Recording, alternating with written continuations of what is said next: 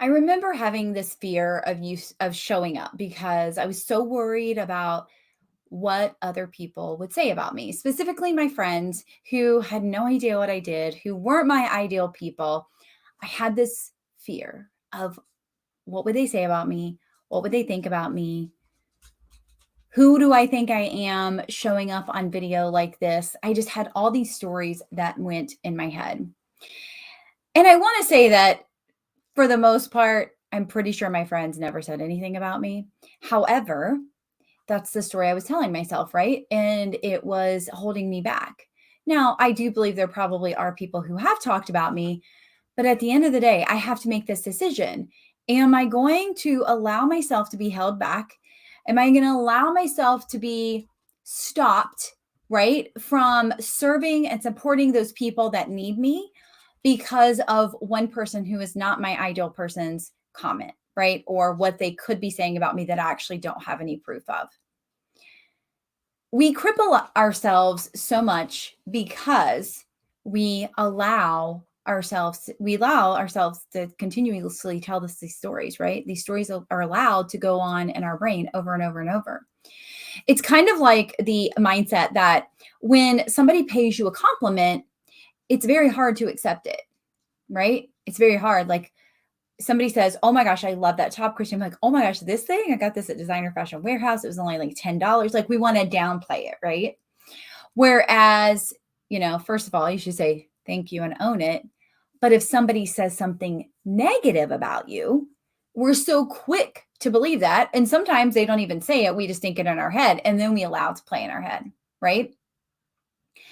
When it comes to showing up for your business, whether that's on video or just in a piece of content, I want you to stop holding back because of the fear of what other people are going to say. Because I want you to ask yourself this. And I used to tell my son this all the time too.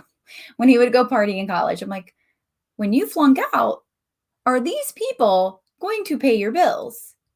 Because if they are, by all means, knock yourself out. But if your audience, the people that are potentially going to make fun of you, the people that you don't even know that are, again, potentially going to say something about you, ask yourself this. Are they your ideal person? And if they are not, are they going to pay your bills? The answer is always no, right? But we put so much stock into those things that people might say, or those people who might think we are a certain way, or we're afraid to talk about money because I don't want to make anybody feel bad, or I don't want to charge this much because who am I to do that, right? Again, all these stories of showing up, payments, how we show up for our business, how we market our business, all these things are the stories we tell ourselves.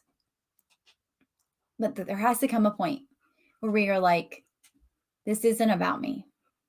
It's not about my friends. It's about who I'm serving and supporting. It's about lives that I could potentially change. Making somebody's day better is worth it to me.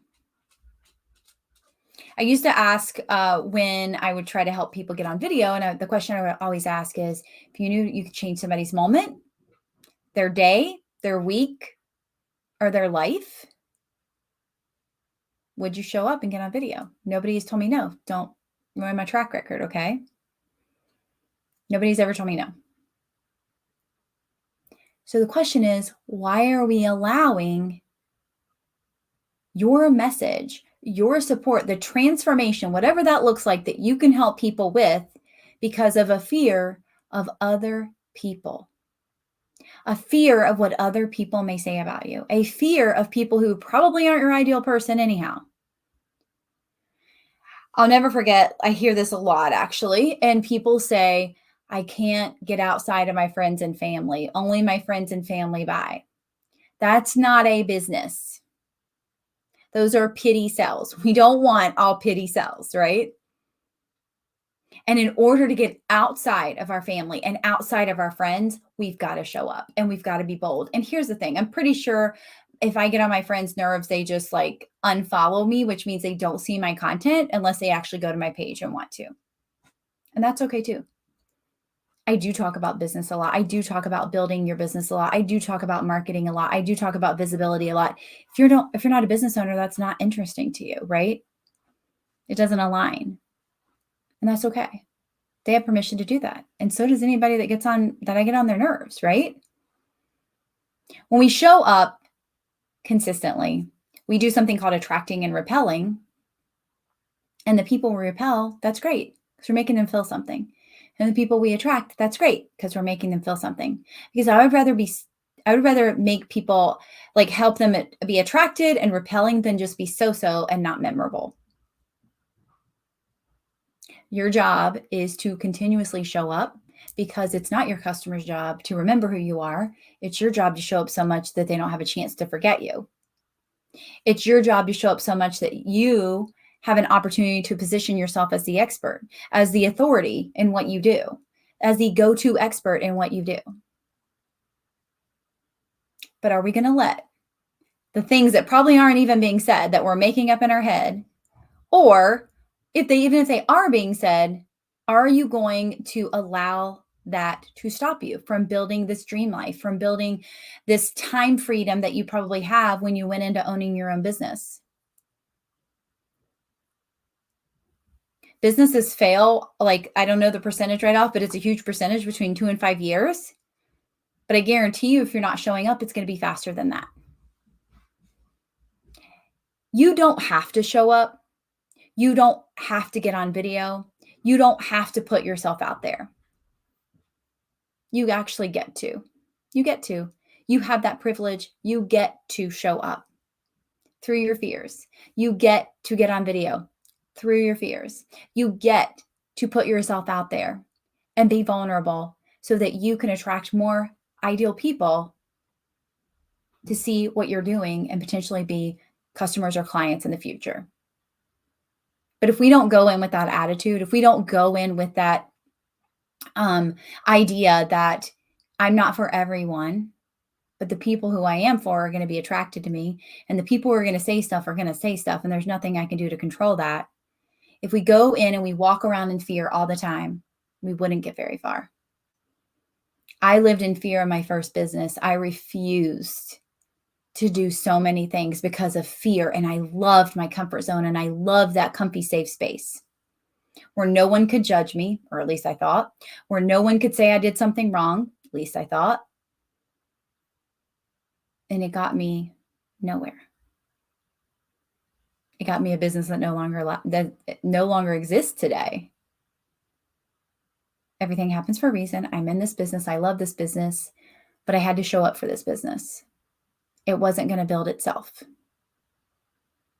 And I am willing to do the uncomfortable things to build the life and the business that I design. I am willing to do the uncomfortable things to show up for people like you who are struggling and afraid and have these fears and are letting these things stop you. I show up and get uncomfortable every single day as an introvert, as somebody who gets hives all the time, as someone who says too much, as someone who sometimes forgets what she's saying. I choose to show up for you because I want you to have the business of your dreams too. I want you to have the life of your dreams as well. It's not just for me, it's for you too. And I want you to have that. And I want you to do whatever it takes, including getting uncomfortable, most likely, to get where you need to go. I hope this helped you. I hope this served you. I hope this gave you some